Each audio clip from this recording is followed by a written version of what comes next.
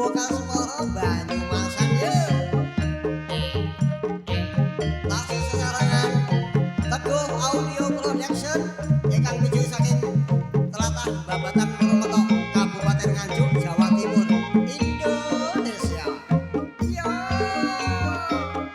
yo yo yo.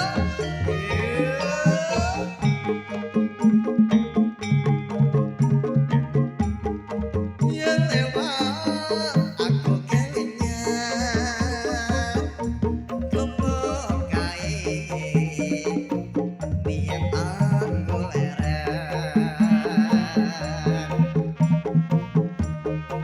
ning cekak gambar tulisan warna abang tanda isi perawan jenenge Gubuk Asmara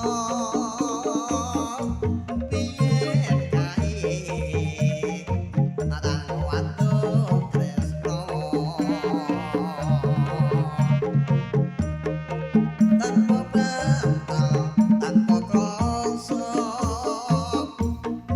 omong apote ke taman asmara.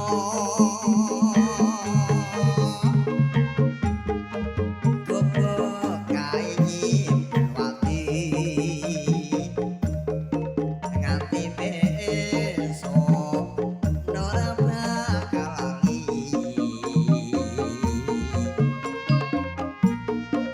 Gubuk kae kebak crita wayah wengi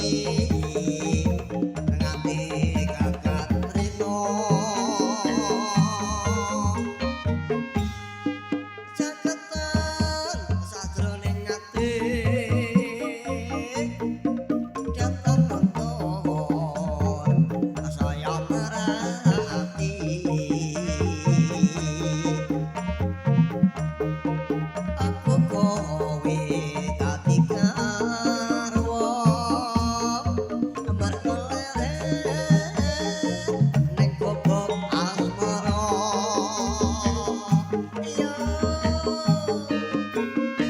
Teguh Audio Production. So, lo, lo. Iya iya yo, iya iya yo. Lo, lo, lo. Yo yo yo.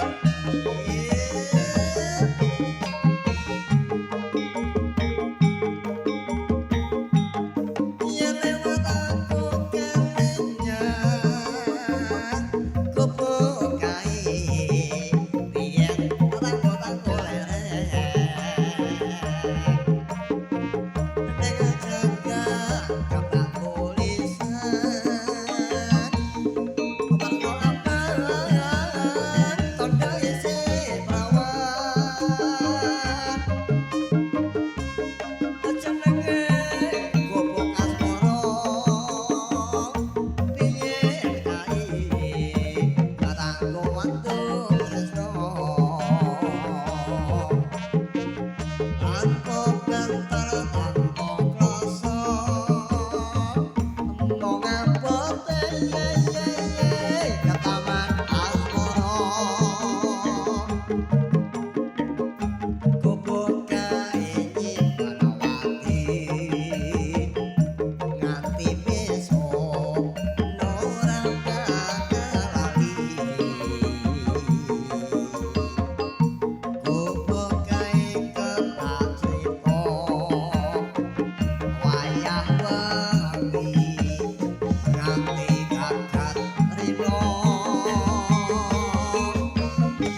Caketan sajroning ati datang nonton saya merhati.